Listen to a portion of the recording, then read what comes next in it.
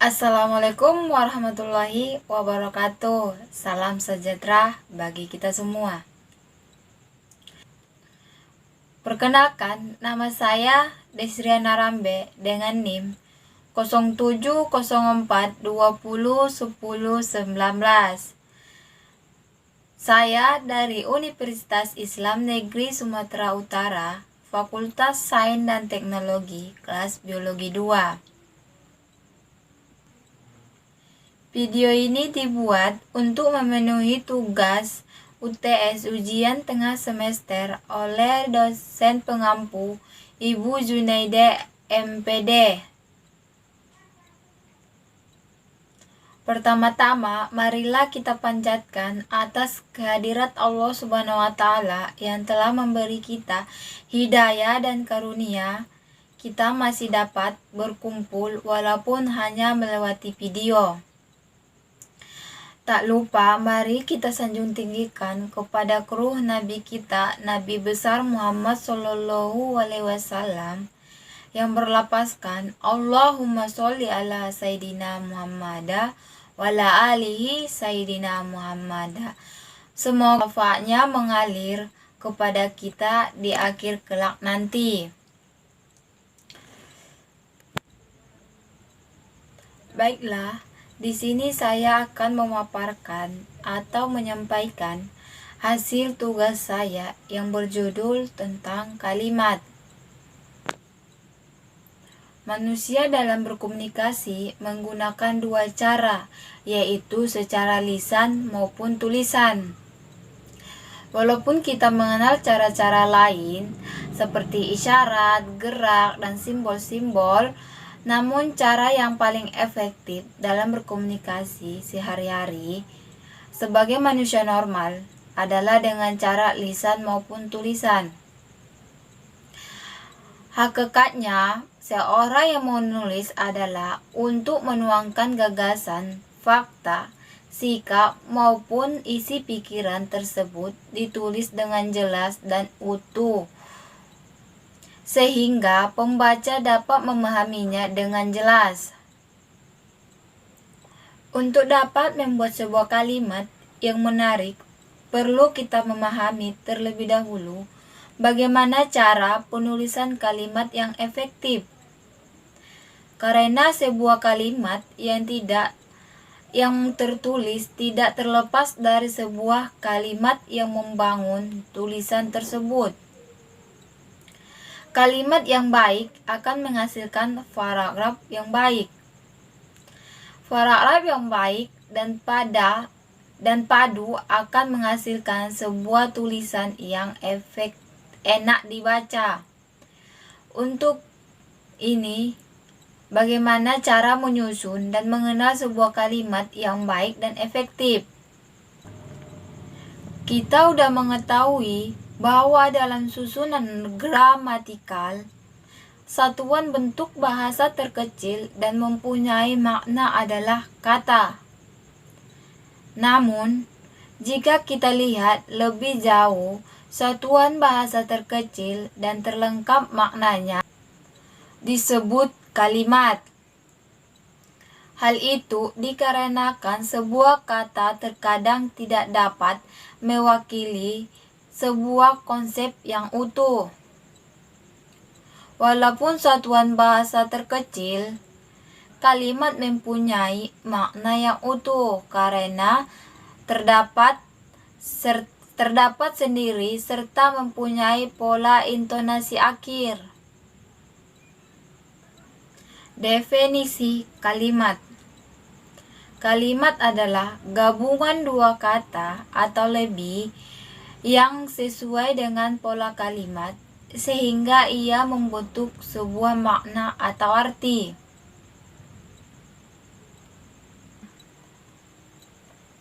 Di dalam membuat suatu kalimat, kita harus mengetahui unsur-unsur kalimat, yaitu subjek, di mana subjek adalah kata pelaku. Contohnya, Budi membeli buku di toko Sinar Raya, di mana kata Budi merupakan subjek. Objek. Objek adalah kata benda. Contohnya, Budi bermain bola basket di lapangan, di mana kata Budi merupakan objek. Predikat. Predikat merupakan kata kerja. Contohnya, Pak Ruslan menutup pintu tokonya, di mana kata menutup merupakan predikat pelengkap. Contohnya, Sari menemani ibunya belanja di pasar. Kata belanja merupakan pelengkap. Keterangan, contohnya, Koki itu memperkenalkan menu di restoran seafood tersebut, di mana kata di restoran seafood tersebut merupakan keterangan.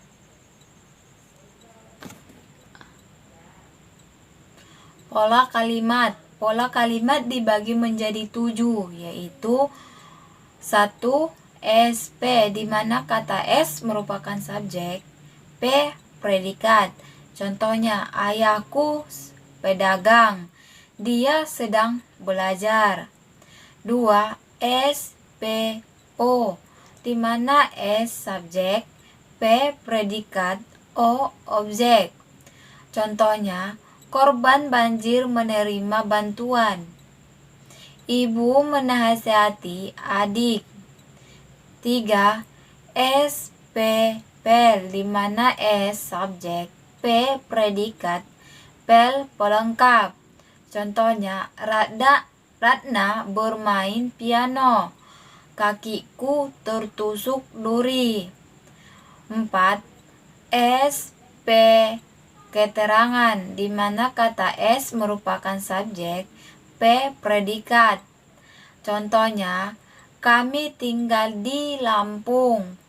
Saya kuliah di Universitas Sumatera Utara. 5. SPOPL, di mana kata S merupakan subjek, P predikat, O objek, PL pelengkap. Contohnya, Rina membelikan kakek sepasang sepatu baru. 6. SPOK, di mana kata S subjek, P predikat, O keterangan, O objek, K keterangan. Contohnya, ayah melukis pemandangan di atas kampas. Dia mempelajari bahasa Cina selama 2 tahun. 7. SPOPL keterangan, di mana kata S subjek, P predikat, O objek, PL pelengkap, dan keterangan. Contohnya, Dewi mengirim adiknya uang setiap bulan. Saya memberi Andre sebuah buku tadi sore.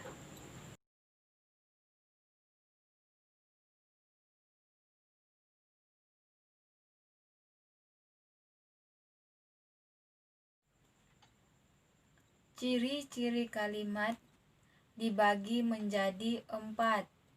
1. Merupakan satu kesatuan bahasa yang memiliki fonem dan morfem, di mana fonem adalah bunyi bahasa pada sebuah kata yang membedakan makna pada sebuah kata.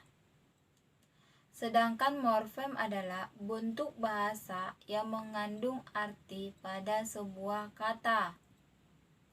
2.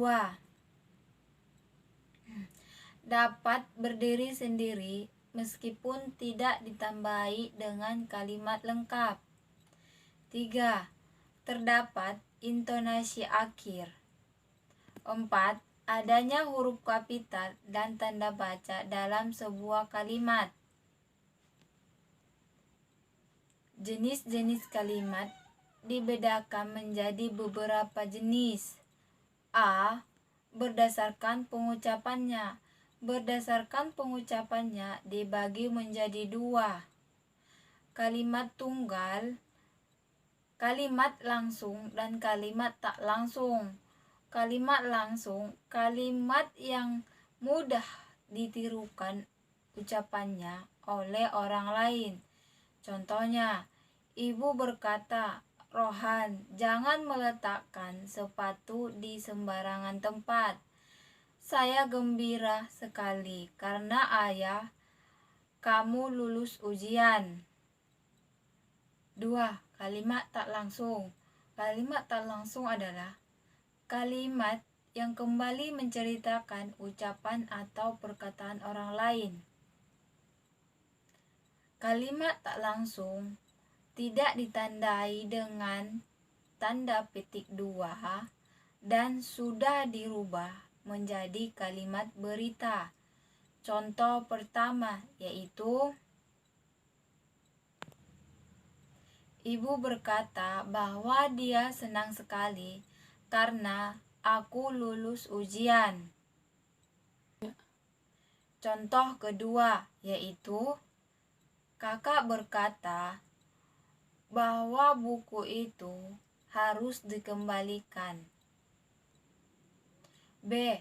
Berdasarkan jumlah frasa atau struktur gramatikal dibagi menjadi 3 yaitu kalimat tunggal, kalimat majemuk, dan kalimat efektif.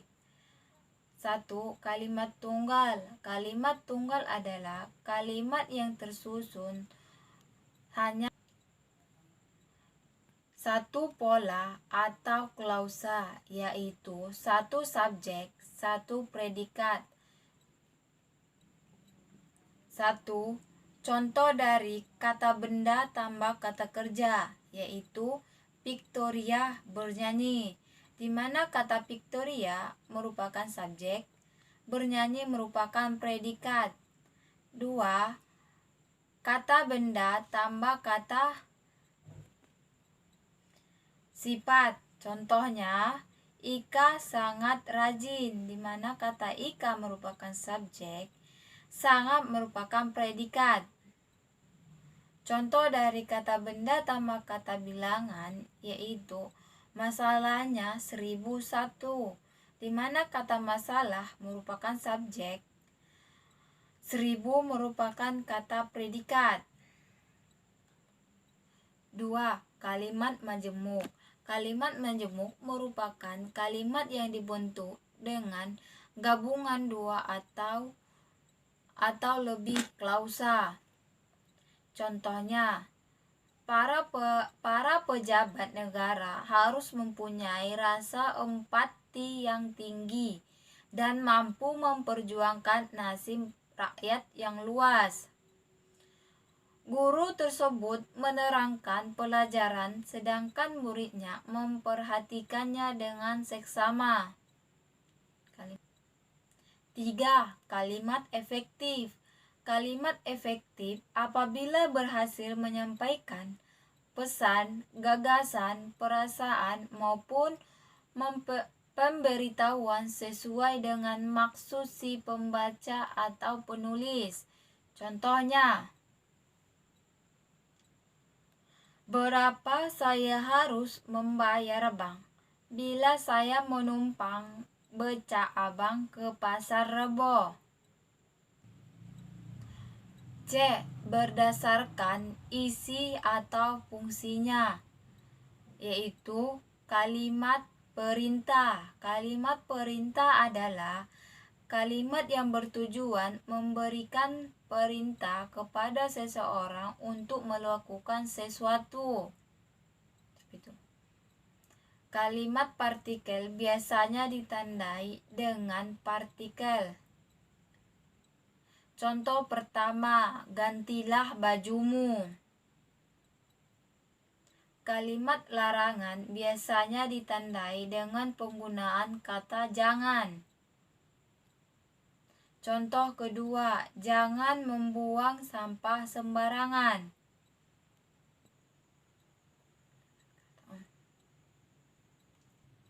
Kalimat ajakan biasanya ditandai dengan kata mohon, silakan, dan tolong.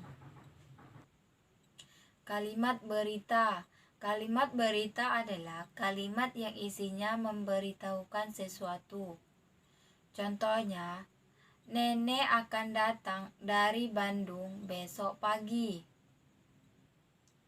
Kalimat tanya. Kalimat tanya adalah kalimat yang bertujuan untuk memperoleh suatu informasi atau reaksi, suatu jawaban yang diharapkan. Contoh pertama, mengapa gedung ini dibangun tidak sesuai desainnya? Contoh kedua, kapan Bex kembali ke Inggris? Kalimat seru. Kalimat seru adalah kalimat yang digunakan untuk mengungkapkan perasaan yang kuat atau yang mendadak. Contohnya, contoh pertama, aduh, pekerjaan rumah saya tidak terbawa. Contoh kedua, bukan main eloknya. D. Berdasarkan unsur kalimat dibagi menjadi dua, yaitu 1. Kalimat lengkap dan kalimat tak lengkap. Kalimat lengkap adalah kalimat yang sekurang-kurangnya terdiri satu buah subjek, yaitu subjek dan satu buah predikat. Contoh pertama yaitu mahasiswa berdiskusi di dalam kelas, di mana mahasiswa adalah subjek, berdiskusi adalah predikat, di dalam kelas merupakan keterangan. Contoh kedua, ibu mengenakan kaos hijau dan celana hitam, di mana kata ibu merupakan subjek, mengenakan merupakan predikat, hijau dan celana hitam merupakan objek. 2. Kalimat tak lengkap. Kalimat tak lengkap adalah kalimat yang tidak sempurna karena hanya memiliki subjek saja, atau predikat saja, atau objek saja, atau keterangan saja. Contoh pertama yaitu selamat sore. Contoh kedua, silakan masuk. Contoh ketiga, kapan menikah? Contoh keempat, hei kawan. Berdasarkan subjeknya dibagi menjadi dua. 1. Kalimat aktif adalah kalimat yang subjeknya secara aktif melakukan sesuatu melalui predikat terhadap objeknya. Biasanya kata kerja pada kalimat aktif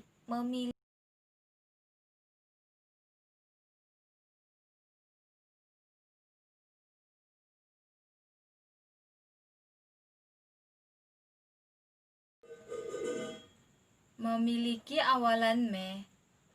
Contoh kalimat aktif, Ani memasak nasi di dapur. 2. Kalimat pasif. Kalimat pasif merupakan kalimat yang subjeknya dikenal suatu tindakan melalui predikat oleh objeknya. Biasanya kata kerja pada kalimat pasif memiliki awal di atau ter. Contoh kalimat pasif, nasi dimasak Ani di dapur. Adapun syarat-syarat kalimat.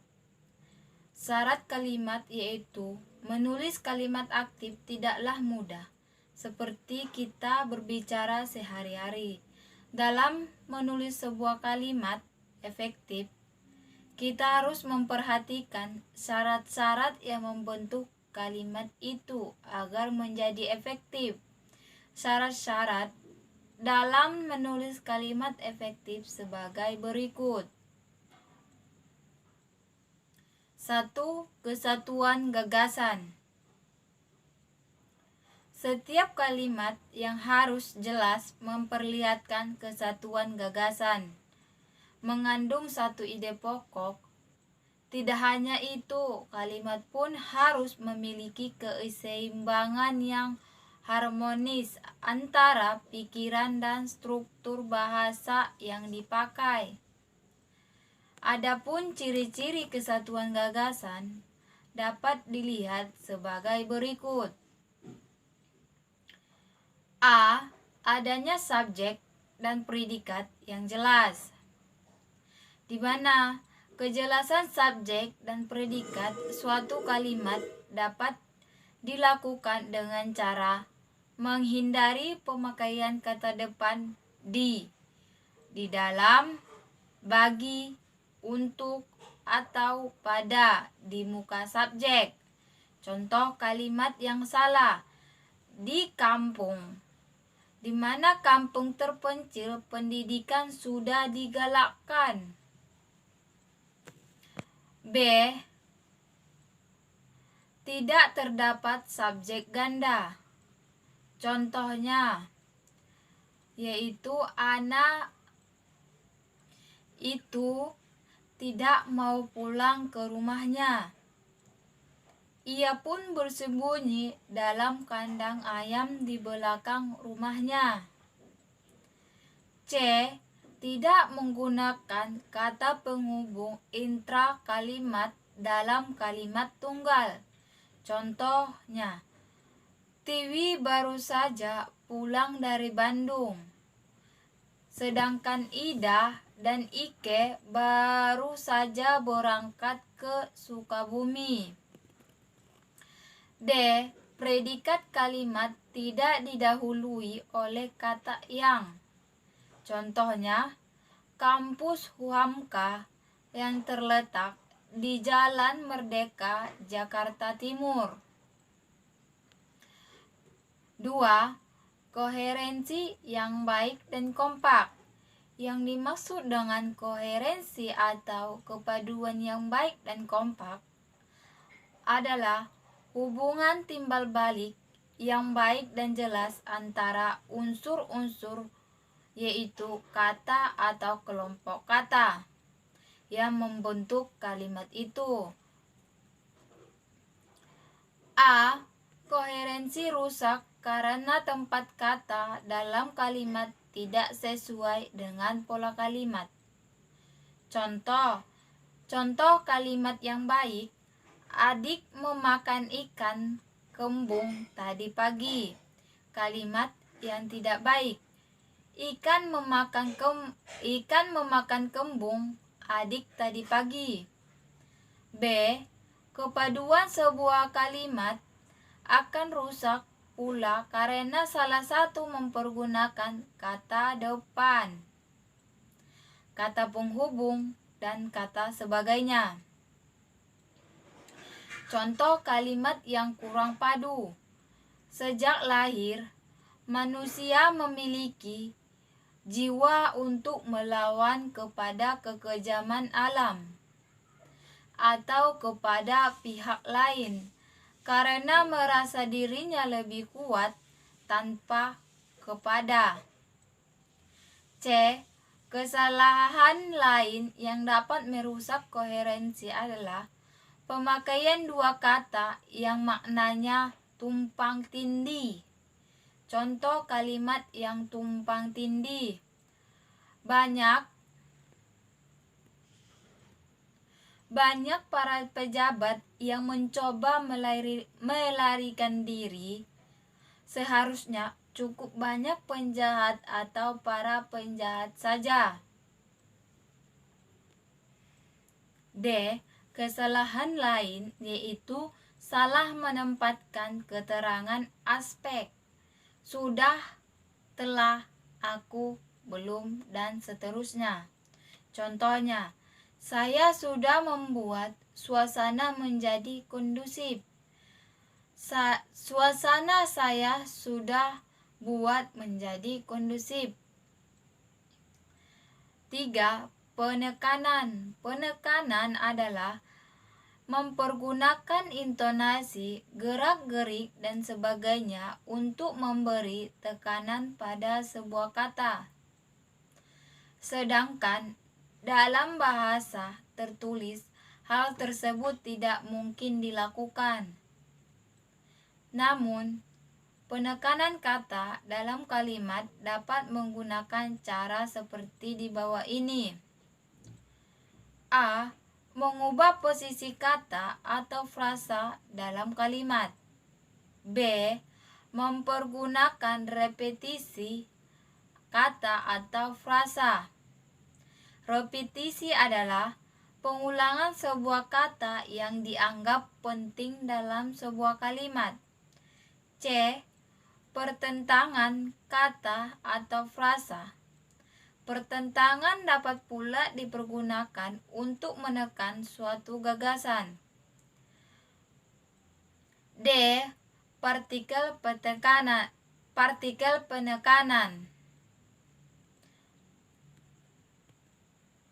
4. Variasi. Variasi merupakan suatu upaya yang bertolak belakang dengan repetisi. Jika repetisi lebih banyak menekankan kesamaan bentuk, maka variasi justru menghindarinya agar tidak terlalu monoton. Untuk itu, dalam variasi dapat dilakukan dengan cara sebagai berikut. A. Variasi sinonim kata. B. Variasi panjang pendek kalimat. C. Variasi penggunaan bentuk me dan di. Variasi penggunaan bentuk. Variasi dengan merubah posisi dalam kalimat.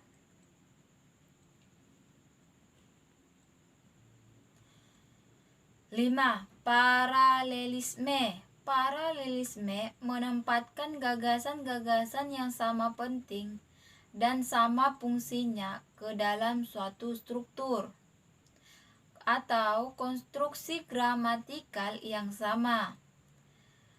Paralelisme atau kesejajaran bentuk memberi kejelasan dalam unsur gramatikal dengan memperhatikan bagian-bagian yang sederajatnya dalam konstruksi yang sama. 6. Penalaran atau logika. Yang dimaksud dengan jalan pikiran adalah suatu proses berpikir yang berusaha untuk menggabungkan fakta-fakta menuju kepada suatu kesimpulan yang masuk akal. Tulisan-tulisan yang jelas dan terarah merupakan perwujudan dari berpikir logis. Di bawah ini, beberapa hal dasar proses berpikir logis. A. Definisi, yaitu batasan. Definisi atau batasan yang tepat merupakan kunci dari ciri berpikir yang logis, dan dengan demikian juga menjadi ciri menulis yang logis. 1. Definisi bersinonim kata. 2. Definisi berdasarkan etimologi. 3. Definisi berdasarkan formal atau real, atau disebut juga definisi logis. B. Generalisasi. Generalisasi adalah suatu pernyataan yang mengatakan bahwa apa yang benar mengenai beberapa hal semacam adalah beberapa atau berlaku pula untuk kebanyakan dari peristiwa atau hal yang sama. Maka dari penjelasan tersebut dapat kita simpulkan bahwa kalimat merupakan bagian ujaran atau tulisan yang mempunyai struktur minimal subjek, predikat, objek, dan intonasi finalnya menunjukkan bagian ujaran tulisan itu sudah lengkap dengan makna bernada berita, tanya, atau perintah. Dalam kalimat, kita akan menemui beberapa keasalan atau ketidakefektifan beberapa kesalahan yang terjadi dalam kalimat. Baiklah, sampai di sini hasil presentasi saya. Saya berterima kasih kepada dosen pengampu, Ibu Junaida, MPD. Jika ada kata salah atau ucapan, saya minta maaf. Semoga apa yang saya sampaikan semoga bermanfaat bagi kita semua. Saya akhiri dengan salam. Assalamualaikum warahmatullahi wabarakatuh.